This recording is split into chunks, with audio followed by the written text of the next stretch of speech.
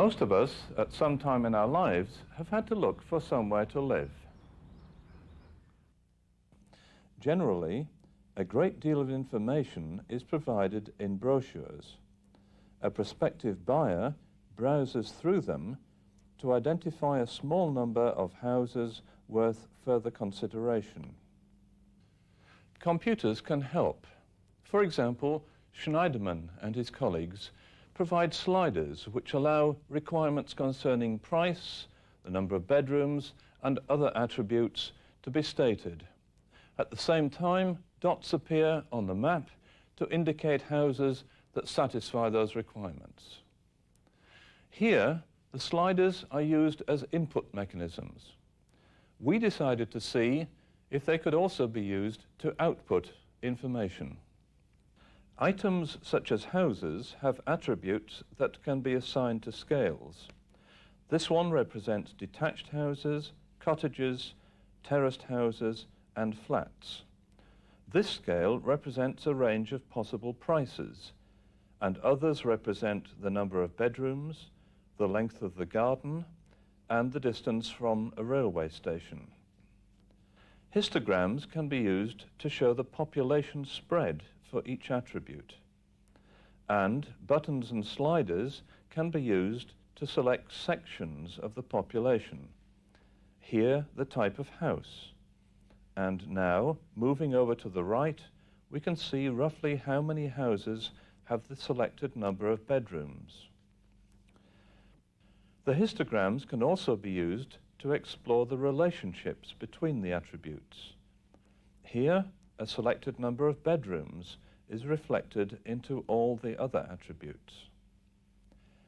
For some tasks, each item in a population can be represented by a separate icon.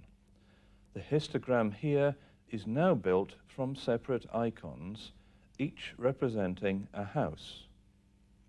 By adjusting each attribute individually, an overview of the total population can be gained.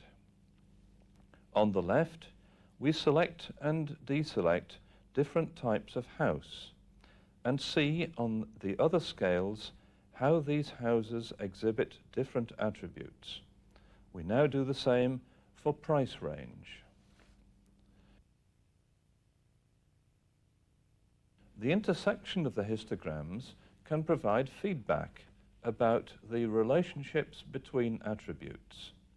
Here, on the left, we've selected one type of accommodation. We now vary garden length. And we can see by the overlapping black icons which houses satisfy the two conditions. By locking attributes, we reduce the population size. The subpopulation can then be inspected more carefully. For example, the selection of two types of accommodation and the locking of that choice now allows us to see only those houses that additionally lie within a given price range, and by moving the number of bedrooms slider, only those that also have the required number of bedrooms.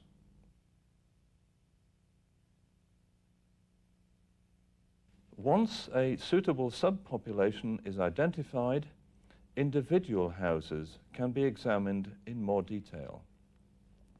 A house appears once on each scale, and, for convenience, that house's icons can be joined by lines. A collection of these house lines allows trends in the subpopulation to be perceived quickly, especially if the display is animated or controlled manually.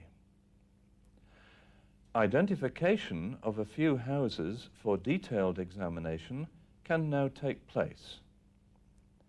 Here, an additional attribute, the location on a map, can facilitate the selection by a cursor of a single house. More information about that house, including its appearance, is now displayed. Though we selected home finding for the illustration, the techniques you've just seen are equally applicable to a wide range of fields, from electronic product design to the planning of a summer holiday. In other words, any situation in which, through exploration, a small number of promising candidates must be selected from a much larger population.